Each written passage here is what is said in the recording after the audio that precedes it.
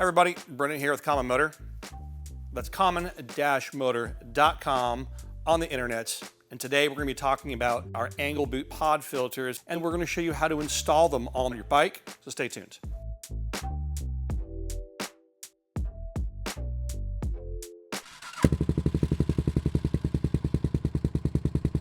We're going to jump in and install the pod filters on our 360. But we're also going to remove the factory filters so you guys can see all the bits and pieces and how that comes off, assuming your bike has all those parts.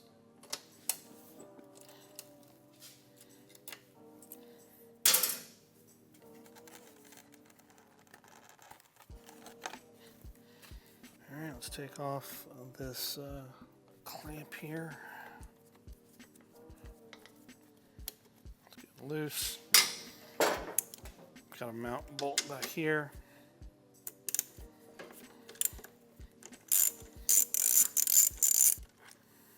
On the 360, this nut is actually on a threaded rod that goes through the bottom of the battery box and the crossover port to the opposite side filter. So I have to pop the cover and then grab it with a wrench real quick.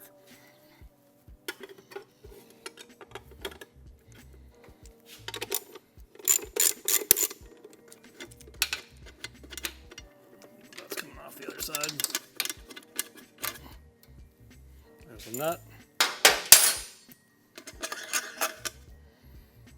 That's the threaded rod that goes through. Almost always missing. Okay, so this is a crossover tube that's built into the bottom of the battery box. This one has like a D shape. The 350 had a round one, and that correlates with that passage on the air filter, and that threaded rod actually goes through that to the other side. We're not going to need it anymore, and we're going to take off this rubber seal, which is again, almost impossible to find. That's an original one. All right, we'll pop off the filter on the other side and we'll put the pod on.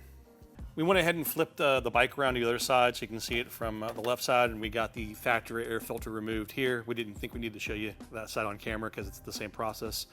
And we're about to get the pod filters put on.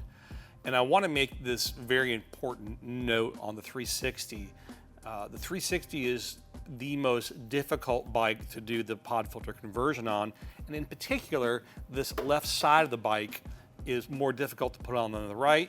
However, we have a trick to make it a lot easier. We're going to show you that in a minute, but in order to show things better, I'm going to pull the seat off so we can kind of see a little bit further down on top of the bike and get some other angles. I'm going to do that first, and then we'll install the left side, and then we'll get the right side on, and we'll get it buttoned up.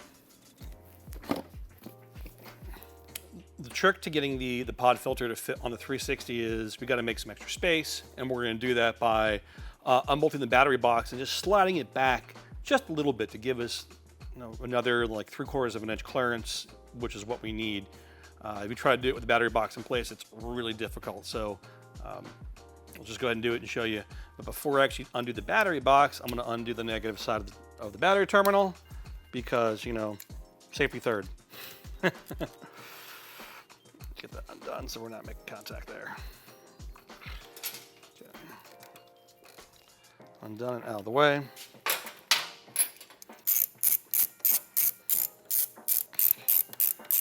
Now the battery box is unbolted.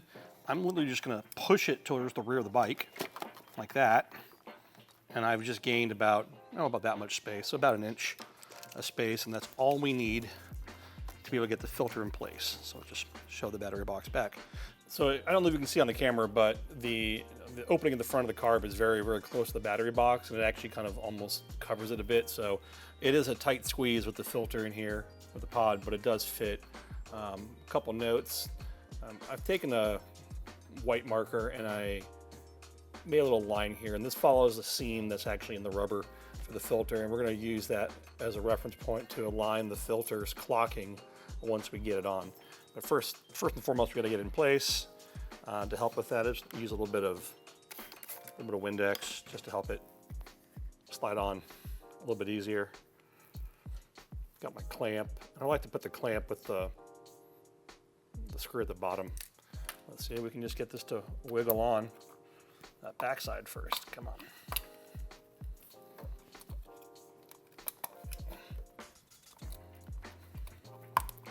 There it is, just like that. That's why we moved the battery box, so we can actually get things in place. All right, so our white line that we drew there, we're gonna line that up with the center of like the choke right here, this kind of choke pivot. That's where we wanna change the clocking to on the filter. So I'm just gonna rotate it so we're lined up about there. And also I wanna emphasize that I got the filter like pushed on to the manifold all the way, so it's seated. I also wanna address one more thing, especially on the 360, in regards to the intake manifolds here. 360s are susceptible not to have the carburetors seated all the way on the manifolds, especially if they're old, which is why we always recommend putting new manifolds on. So you want to make sure the carbs are fully seated, because if you, and you can usually tell when they're fully seated because the edge of the manifold will be buried inside the casting here. If they're not seated, the carbs will be sitting out by 1/4 inch, 3/8 of an inch. And not only will they not seal right, but it makes all this process so much more difficult. So ensuring your carbs are fully seated and tightened down is super important.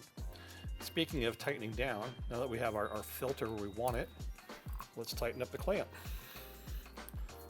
We're gonna clamp to the edge, right there at the bottom, and we'll just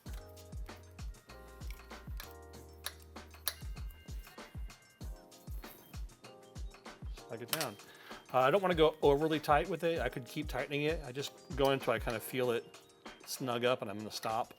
If you go too tight with it and you keep trying to go more on that clamp, it'll squeeze the rubber and it'll kind of push the filter off the end of the carburetor there. So it just needs to be snug where it doesn't go anywhere, fully seated. All right, we'll flip the bike around, do the one on the other side, and then we'll get this buttoned up. I have the bike spun around, the right side carburetor, same drill. This one's a lot easier to put on. It's a bit more space, but I am gonna do my Windex. Just to make it easier to get on. And let's see if we can just get this to pop on. 1, 2, 3. There it is, like that. Same situation with the clocking. I'm going for the middle of where that choke shaft would be. So we'll just turn the pod like that. And we're making sure that that boot is fully seated on there. Bring forward our clamp and get it tightened up.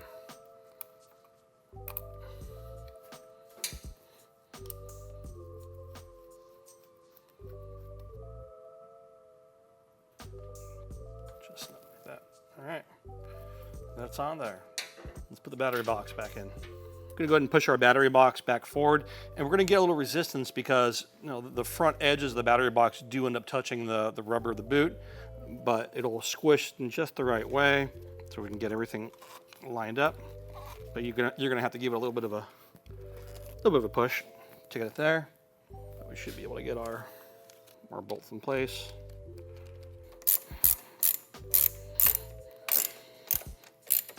There it is. That one. Okay. Our battery box is back in place, and go ahead and put the seat on and the side covers on. We don't show that the side covers do fit with the pod filter, so we'll just go ahead and throw this side on. Let you see that you can still run these without a problem. There they are.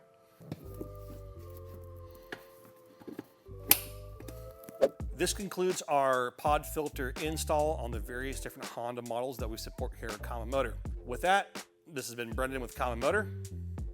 That's common-motor.com. On the internet, make sure you follow us on social media. That means Facebook and Instagram. Subscribe to our newsletter through our website. Newsletter subscribers always get informational content like this video, as well as promotions first before anybody else. And of course, do subscribe to this YouTube channel as well. Make sure you ring the bell for notifications, and we will see you next time.